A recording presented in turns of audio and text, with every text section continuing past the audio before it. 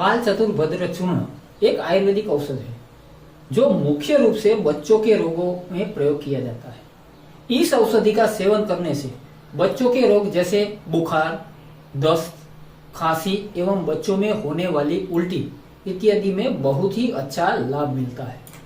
इसके अलावा बच्चों के पेट में दर्द या पेट में किसी प्रकार की गड़बड़ी जैसे खाना हजम ना होना या बच्चे को बार बार दूध उलटना जैसी समस्या में भी लाभ मिलता है। इतना ही नहीं, यह औषधि बच्चों को सामान्य सर्दी, खांसी एवं सांस लेने में होने वाली परेशानी में भी काफी फायदेमंद होती है। यह औषधि बच्चों की आम समस्याओं में बहुत ही प्रभावी होती है। इस औषधि को शिशुओं के लिए वरदान माना गया है। आज के समय में यदि बच्चों की थोड़ी सी तकलीफ हो जाए तो माता पिता तुरंत डॉक्टर के पास भागते हैं, लेकिन पुराने समय में आयुर्वेदिक चिकित्सक इन दवाइयों के माध्यम से ही बच्चों का उपचार बड़ी सरलता से कर दिया करते थे। यदि आयुर्वेद चिकित्सक को अच्छा अनुभव हो तो आज भी इन औषधियों के द्वारा बच्चों की सभी समस्याओं का समाधान बड़ी आसानी से किया जा सकता है। यदि हम बाल चातुर्भद्र चूर्ण के नाम से बात करें, इस औषधि के नाम में 3 शब्द आते हैं, बाल, चतुर एवं भद्र। बाल का अर्थ होता है बच्चे, चतुर का अर्थ है 4 तथा भद्र का अर्थ होता है अच्छा।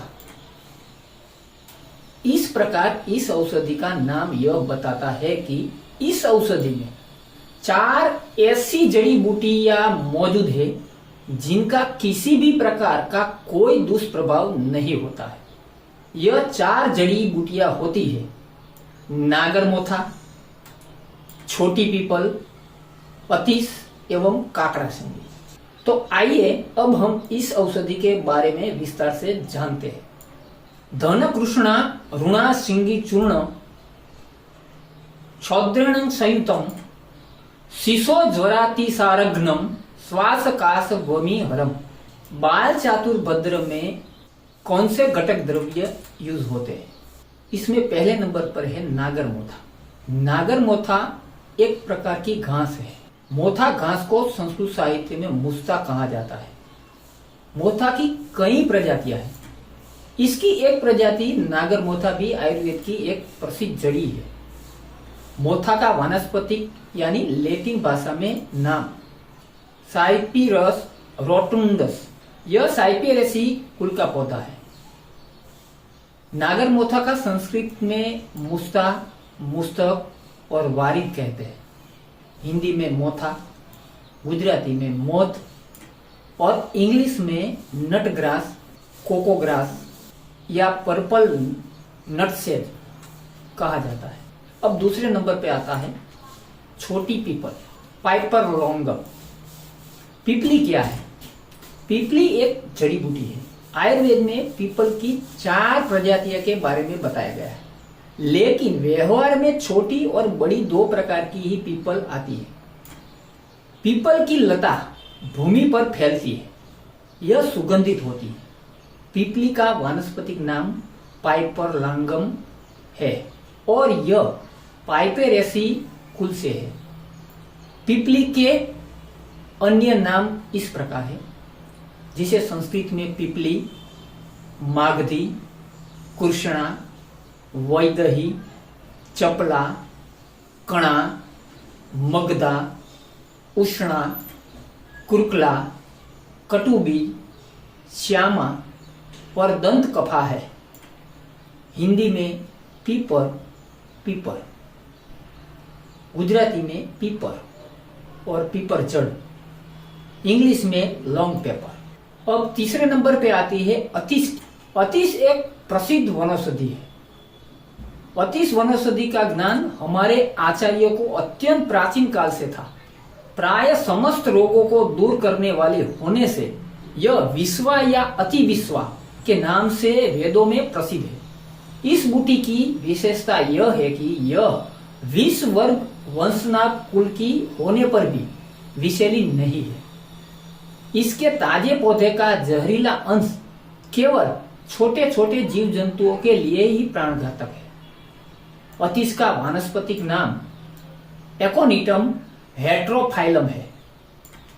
अतीस रेननकुलेसी का कुल का पौधा है, जिसे संस्कृत में अतिविसा, शिशु भेषज्या, विश्वा, श्रृंगी, अरुणा, प्रतिविसा, उपविसा, द्रोणवल्लभा, कश्मीरा और शुक्लकंदा कहा जाता है। हिंदी में अतीस या अतिविख बोलते हैं। गुजराती में वखमो भी बोलते हैं। इंग्लिश में अतिवृक्ष कहते हैं। इंडियन अतीस। अब चौथे नंबर पे आती है काकड़ा सिंगी। एक प्रकार की जड़ी बूटी होती है जिसका आयुर्वेद में औषधि के रूप में इस्तेमाल किया जाता है। चरक, सुश्रुत आदि प्राचीन आयुर्वेदीय संहिताओं में कर्कट सिंगी का वर्णन प्राप्त होता है। इसका प्रयोग सर्दी, खांसी, सांस संबंधी समस्या आदि बीमारियों की चिकित्सा में किया जाता है। कर्कट सिंगी का श्रृंगाकार कोष इस वृक्ष के पत्ते या पत्तों के वृंत पर विशेष प्रकार के कीड़ों से 3 से 10 सेमी लंबे तथा 1 से 5 सेमी चौड़े श्रृंगाकार कीट ग्रूव बनाए जाते हैं, जिनके बाहर के तरफ हरे भूरे रंग के, धूसर या बादामी रंग के सिकुड़न युक्त कठोर, भीतर से खोखले, नवीनावस्था में चर्मिल, पुराने होने पर कठिन, तोड़ने से भीतर लाल तथा महीन होते हैं। इसे ही काकड़ा श्रृंगी कहते हैं। यह कणों के सफेद जाले से ढके होते हैं। काकड़ा श्रृंगी का वानस्पतिक नाम पिस्टेसिया इंटेग्रिमा है और यह एनाकार्डियेसी कुल का होता है। काकड़ा श्रृंगी को संस्कृत में श्रृंगी, कर्कट, क्रा कहते हैं। हिंदी में काकड़ा सिंगी और काकर सिंगी भी बोलते हैं। गुजराती में काकड़ा सिंगी और काकर, इंग्लिश में चाइनीज पिस्टेच। बाल चतुर्भद्र चूर्ण बनाना बहुत ही आसान है। इस चूर्ण को बनाने के लिए 4 औषधियों की जरूरत होती है, जिसे समान मात्रा में लेना है, जो इस प्रकार है। नागरमोथा, लिंडी पीपर जो इस तरह दिखती है, अतिविष जो ऐसे दिखाई देती है, और काकड़ा सिंगी जो इस प्रकार है। सभी जड़ी बूटियों को पंसारी से ले आए। इसके बाद इन सभी को धूप में अच्छी तरह सुखाकर कूट पीस ले एवं छान कर रख ले। बाल चतुर्भद्र चूर्ण बनकर तैयार है और इस चूर्ण को कांच की बोतल में भरकर रख ली। बाल चतुर्भद्र चूर्ण के आयुर्वेदिक गुण वीर्य, उष्ण, दोष, कर्म, कफ एवं वायु को नाश करता है। धातु पर प्रभाव, रस एवं रक्त धातु पर उसका प्रभाव होता है। बाल चतुर्भद्र चूर्ण के औषधीय गुण: जवर को हटाने वाला, ग्राही, एंटी डायरियल यानी दस्त रोधी, आद्यमान में आराम पहुंचाता है अथवा उसे रोकने वाला, कार्मेनेटिव यानी वमन रोधी, आक्षेप नाशक एंटीस्पामोडिक, कास रोधक, म्यूकोलाइटिक, जीवाणु रोधी, एंटीवायरल एवं सूजन रोधी होता है। बाल चतुर्भद्र चूर्ण को इन रोगों में सफलतापूर्वक प्रयोग किया जा सकता है, जैसे बुखार, दस्त, उल्टी, खट्टी डकार, पेट में गड़बड़ी या सूजन, शिशु पेट और पेट में दर्द, सामान्य जुकाम, खांसी। बाल चतुर्भद्र चूर्ण के फायदे एवं उपयोग: यह चूर्ण छोटे बच्चों के साथ साथ बड़ों को भी प्रयोग कराया जाता है, लेकिन छोटे बच्चों को यह चूर्ण मुख्य औषधि के रूप में प्रयोग कराया जाता है। इस चूर्ण के फायदे इस प्रकार होते हैं: सामान्य जुकाम एवं बुखार में लाभदायक। यह चूर्ण बच्चों को होने वाले सामान्य सर्दी, जुकाम एवं बुखार में यह बहुत ही अच्छा फायदाकारक है। बच्चों में सामान्य सर्दी, जुकाम एवं बुखार जीवाणु संक्रमण के कारण भी हो जाता है।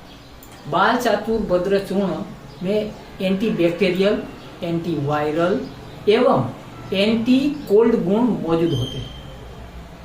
इसलिए यह सामान्य सर्दी एवं बुखार में लाभदायक होता है। श्वसन संक्रमण में लाभकारी।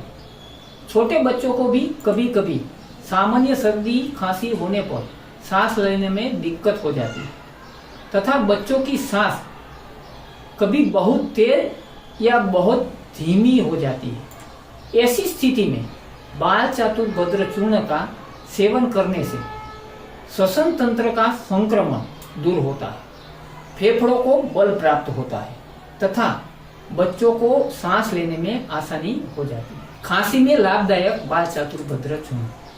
बच्चों को सूखी एवं गीली दोनों तरह की खांसी हो जाती है। ज्यादातर मामले में पहले ठंड या एलर्जी के कारण सूखी खांसी होती है, बाद में बैक्टीरिया संक्रमण के कारण गीली खांसी भी हो जाती है, जिसमें बच्चों की छाती एवं गले में कफ बनता है। छोटे बच्चों को कफ को निगलने या थूकने में बहुत समस्या होती है। ऐसी स्थिति में बाल चातुर्भद्र चूर्ण बहुत ही प्रभावी तरीके से कार्य करता है।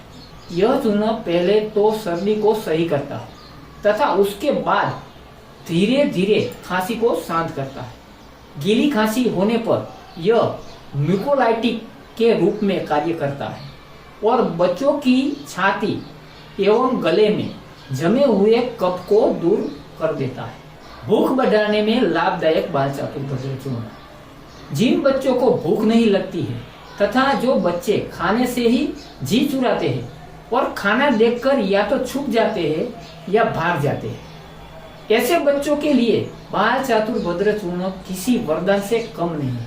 यह चूर्ण यकृत की कार्य प्रणाली को सुधारता है तथा भूख बढ़ाने में मदद करता है एवं पाचन तंत्र को बिल्कुल सही कर देता है। कुछ ही समय में बच्चों को भूख लगने लगती है, उनकी खाने में रुचि पैदा हो जाती है। शिशुओं के पेट दर्द में लाभकारी बाल चातुर्भद्र चूर्ण। बाल चातुर्भद्र चूर्ण में एंटीस्पाज्मोडिक गुण मौजूद होता है। यह पेट की मांसपेशियों को आराम पहुंचाता है तथा पेट में होने वाली ऐंठन को दूर कर देता है। यदि पेट में गैस बन रही है तो यह दवा उसे भी शांत कर देती है। इस प्रकार पेट की सभी प्रकार के दर्द एवं ऐंठन में यह चूर्ण बहुत ही अधिक लाभदायक होता है। दस्त में लाभकारी बाल चातुर्भद्र चूर्ण। इस औषधि में दस्त को दूर करने के गुण मौजूद होते हैं। जैसा कि हमने आपको ऊपर बताया कि बाल चातुर्भद्र चूर्ण में जीवाणुरोधी एवं जवरनाशक गुण मौजूद होते हैं, जिस कारण यह चूर्ण दस्त की आवृत्ति को कम करता है तथा मल के संक्रमण को भी दूर कर देता है। खुराक एवं मात्रा की प्रयोग विधि। रोगी के आयु, स्वास्थ्य की स्थिति और शरीर के वजन के अनुसार बाल चातुर्भद्र चूर्ण की खुराक अलग अलग हो सकती है। बाल चातुर्भद्र चूर्ण की सामान्य खुराक शिशुओं और बच्चों को 16 मिलीग्राम प्रति किलोग्राम शरीर का वजन, वयस्क के लिए 1 ग्राम, अधिकतम खुराक प्रतिदिन में 2 ग्राम, विभाजित खुराक में यानी कि सुबह और शाम। शिशुओं और बच्चों में सबसे सुरक्षित खुराक 16 मिलीग्राम प्रति किलोग्राम वजन है। गंभीर मामलों में इसकी खुराक को 24 मिलीग्राम प्रति किलोग्राम शरीर के वजन तक बढ़ाया जा सकता है। वयस्कों में प्रतिदिन 2 बार 1 ग्राम एक इष्टतम खुराक है। हालांकि गंभीर मामलों में इसे रोजाना 2 ग्राम तक बढ़ाया जा सकता है। अतिरिक्त खुराक से जलन, गैस्ट्राइटिस और अम्लता हो सकती है। अनुपात शहद के साथ। सावधानियां एवं दुष्प्रभाव। सामान्यतः इस औषधि का कोई दुष्प्रभाव नहीं है। यह पूर्ण रूप से सुरक्षित दवा है, लेकिन यदि रोगी को पित्त की समस्या हो तो निम्न दुष्प्रभाव भी देखने को मिल सकता है। इस प्रकार दुष्प्रभाव देखने को मिल सकता है, जैसे कि गैस्ट्राइटिस, एसिडिटी और उदर में जलन आदि हो सकता है। इसी के साथ जय धन्वंतरी, वंदे मातरम।